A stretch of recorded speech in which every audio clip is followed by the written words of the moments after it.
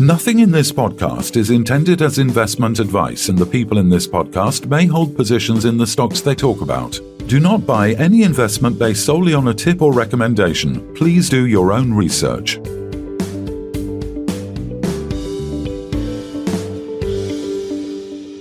Hello and welcome to the Midweek Takeaway. Today we're joined by Che Connon, CEO of 3D Biotissues, and Geoff Baker, Non-Executive Director of BSF Enterprise. Welcome, gentlemen.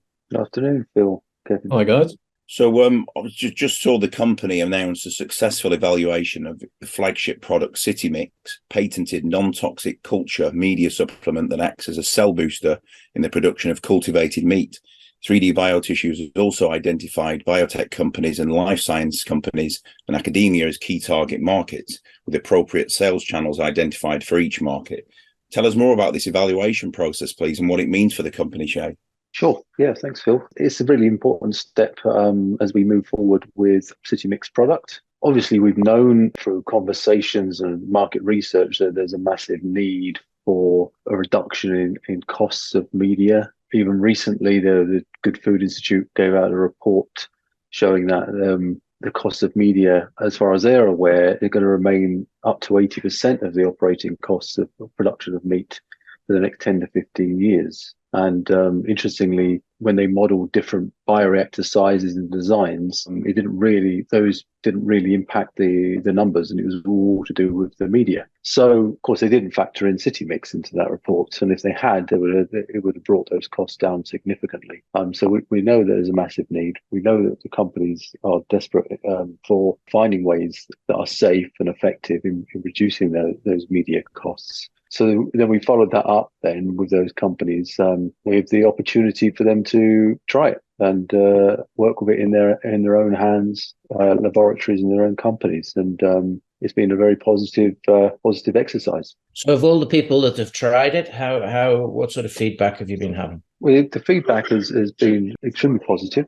They are noticing reductions in cost of or reductions in the amount of growth factors that they are using. All of the companies are using different types of media and different growth factor concentrations in there, but all of those components are all expensive. And of course, the way CityMix works, it's not just tied into one particular growth factor or another. It works across any soluble factor. So it's been great that all these companies are finding positive uses for it, and reducing the amount of their expensive components when they're adding CityMix into their studies. Very good. And you said that you have doubled the size of the laboratories now there in Newcastle? Yep, that's right. Yeah, to facilitate production of the CityMix to meet the expected demand over the next 6 months or so, we've doubled the size of the laboratory space of 2,500 foot approximately. That allows us then to have control premises for manufacture and the packaging, etc., of the CityMix product ready to be shipped out. So with that size of laboratory now, what sort of level of production do you think you can go up to on a monthly basis? We're going to be going to about 2,500 litres of the CityMix per year. This is, of course, a concentrate. So the final volume of media is many times greater than that, which is a benefit, of course, because it reduces the amount of cost of production, basically. We're not producing a complete media. It's a concentrate that can be added. This is very much fits in line with where the cultured meat companies are, the majority of them, where they're looking at kind of 1,000-litre bioreactors or something like that, whilst they themselves scale up into these even larger bioreactors. So it certainly fits the demand at the moment. But of course, we know those customers' bioreactors, they're planning a much larger ones and have already broken ground on the production of those much larger bioreactors. So at that point, then we will look at different models for the production of the CityMix, whether that's via a CMO, for example. So how much dilution would it take? Is it a factor of 50, 100, 20? What is... I mean, I know you can't give me an exact because it's different for everybody maybe, but... Yeah. So, I mean, 20 times, 50 times is between there, yeah. Okay. And this is going to be profitable for you to produce this much? How much is CityMix sold for? That's not public knowledge. but we do obviously share that with the customers entering into the testing phase, and they're all very happy with the scaled price structure we've presented to them. Okay, so you don't feel that you're going to have a problem selling this 2,500 to the customers you already have? Because in the RNS you talked also about other types of customers like the biotech companies, etc. Yep, it's enough to meet the predicted demand over the next 6 months, 12 months. Yeah. Okay, very good. I want to ask you, Geoff, a straight question, because people have been asking us, what about the need for finance in the company? Yeah, the company's always in need of money, and as it grows, it's going to have revenue coming in, as Che was indicating, certainly from CityMix, and other licensing arrangements that we have for lab-grown leather, and also our Etzel, which is the skin cream. But they're still a ways off. But as a company that's growing, that's initially was an IP and R&D company, we do need money. We don't need a lot of money at the moment, and we're not going to raise a lot of money. If we're going to raise it, it'll probably be a private placement. That could be in the next, this half of the year in 2023. A large public raising would probably not take place until next year. Okay, that's interesting and good that people have that answer then. So in terms of you needing to raise huge amounts, because I presume you can only go on your 20% that you're allowed to raise anyway. So that's not going to be a significant raise or significant dilution. And it probably will come from private investors who are already invested, is what you're saying? Well, existing shareholders want to get in, but we're looking to look at some strategic investors and investors that are willing to get behind the company, even when it does do a more significant raise next year. Okay, very interesting. So what are the next steps then, gentlemen? So obviously you've evaluated the CityMix, and you've also identified a couple of new areas, as you mentioned, the biotech companies and then the life sciences and the academia. So what's the next steps for the company looking forward? In what time frame, Phil? Well, just as a roadmap for the next, in the near future, really, I guess.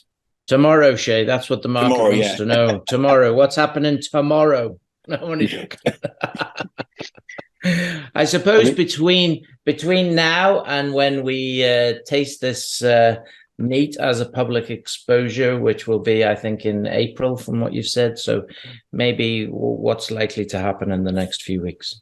Well, we will be pushing hard on deals with the CityMix to the cell culture, or pushing hard on closing those deals rather with the cell culture community. But at the same time, obviously working with distributors in other parts of the world for the indirect sales. So getting more distributors online is another priority for us. Other than that, there's still, as you know, the culturing of the showcase meat and development work in the lab-grown leather.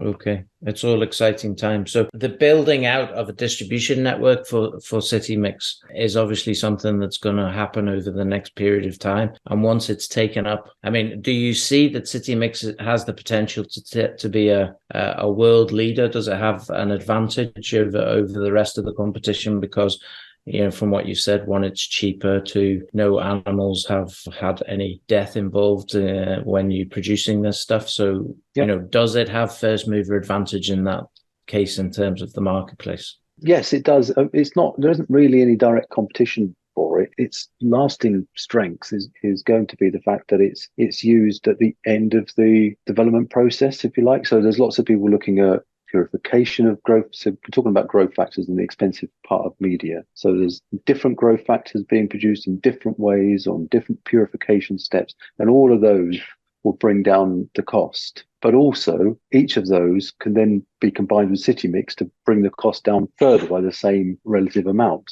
So it doesn't matter what technologies happen upstream in terms of development, in terms of biotech development in growth factor production or growth factor alternatives or whatever, we will always then be able to reduce that final price. So just so people understand then, so the CityMix really is something that's going to boost the growth factors throughout the process, no matter what they put in place in terms of trying to make the meat grow faster or bigger or whatever. The CityMix is going to help that and encourage it to do it in a quicker way.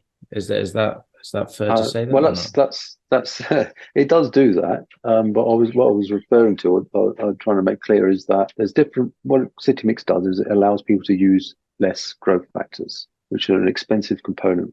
Up to 90% of the cost of media is growth factors. But at the same time, there's lots of people looking at other ways of reducing the cost of growth factors. But those are typically changing the growth factors themselves, changing the way that you produce those growth factors, to bring down the manufacturing costs of growth factors. However, at that point, so say they've halved the cost of growth factors, at that point, we can then further reduce the cost of those growth factors in exactly the same way by adding the CityMix. So it's always going to reduce the cost of the overall media by, 10 times or whatever, 20 times or whatever. It doesn't matter what technology comes along that makes those initial growth factors cheaper. We're always going to end up making the whole thing cheaper. Yeah, because fundamentally, this has got to be will this whole process succeed or fail is going to be the economic factors behind it.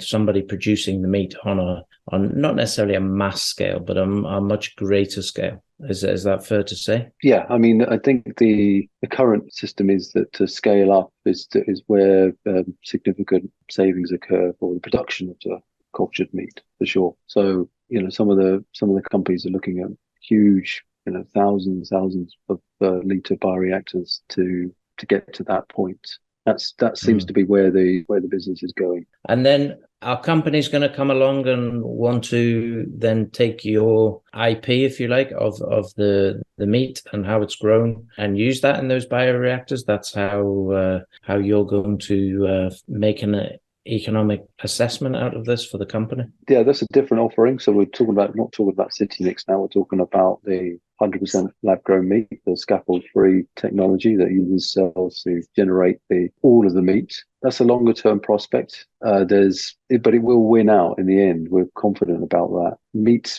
and tissues in general are largely not cells. They're something else. They're something called extracellular matrix. So when you're creating meat, it's mostly extracellular matrix and not cells. So where the current approach is of creating cells to make meat, that's not really meat. That's a component of meat, where our technology is creating all the components of meat. So you end up with meat, not cells and something else. So we're fully convinced the technology and the producers will have to change from their current approach. And it's when that happens, different new players coming in are likely to take this approach over existing approaches, for example. Very good. Well, I'm hoping that you've, we're hoping to attend the showcase event I believe in London sometime potentially in April, as Kev alluded to earlier. I'm hoping that the mixture's been put into the cell bank and the cells have entered the tissue bioreactor and everything's ready in place, Che. Yep, it's all going according to plan. Yeah. Excellent. Absolutely. Geoff Baker and Che Connon, thanks very much for your time. Thanks a lot, guys. Thanks, guys. This podcast was brought to you by Roast PR Limited. If you would like to appear on a future episode of The Sunday Roast, please email admin@thesundayroast.net.